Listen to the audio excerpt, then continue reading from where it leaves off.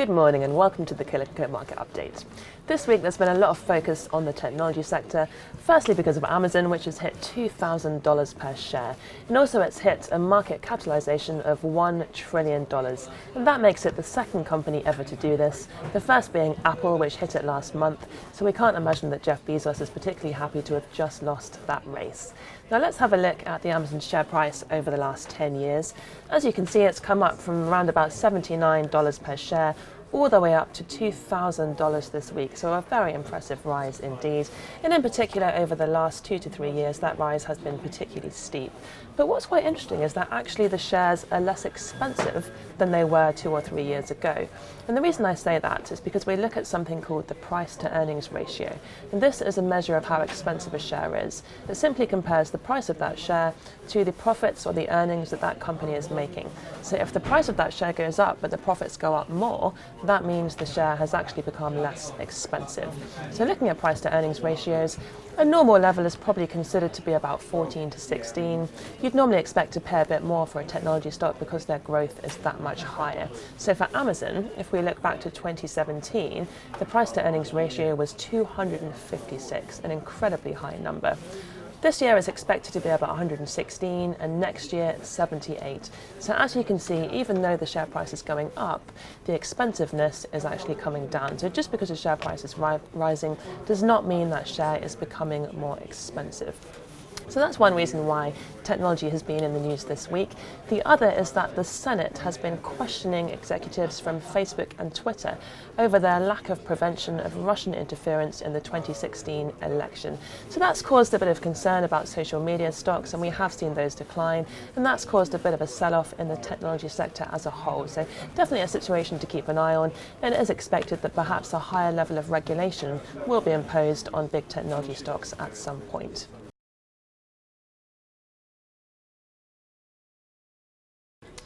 And also this week we've been keeping an eye on the Italian government bond yields. These have been rising slowly, which shows that bond prices are falling, and that implies that investors are becoming less confident that the government can afford to pay the interest on its debt. So let's have a look at Italian yields over the last 10 years. As you can see, in 2011-2012, the yields were relatively high. That was round about the time when people were worried about the Greek economy. That made them worried about the supposed weaker economies in Europe, and therefore yields across the whole region did increase quite heavily. However, since then, the Greek government has been bailed out, people have become a bit more comfortable, Italian yields have declined. However, over the last year, there has been a notable increase. A couple of reasons for that. One is that a new coalition government has been elected recently, and they were speaking quite openly about possibly raising spending in Italy. However, that's caused a bit of concern because Italy already has a quite high level of debt.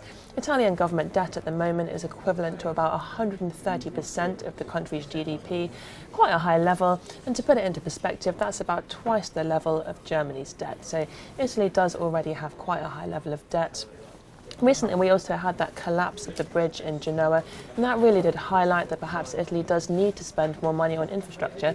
And I think people are quite concerned about how the country will do that when it already has quite a high level of debt. So that's a couple of reasons why Italian yields have perhaps gone up a lot recently.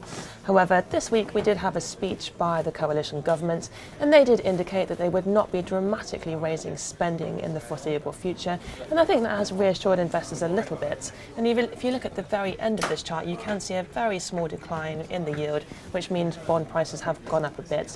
And if those ministers do make good on their promise not to raise spending dramatically, we would expect yields to decline still further.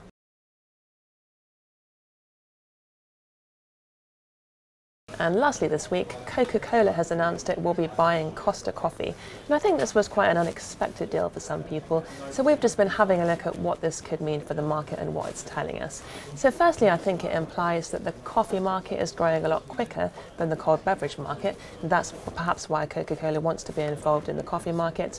And secondly, we do know that people are starting to spend a lot more on experiences, going to places, doing things, rather than buying physical things.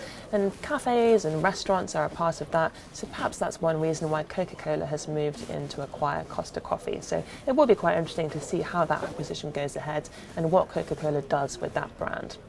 Now, moving on to the week ahead, still a fairly quiet one. We are looking out for results from Ashtead, but for us there aren't really many other major significant companies reporting. However, this week the schools have mostly gone back and we would expect a bit of a pickup in activity next week. So that's it from us. Have a great weekend and we'll see you next Friday.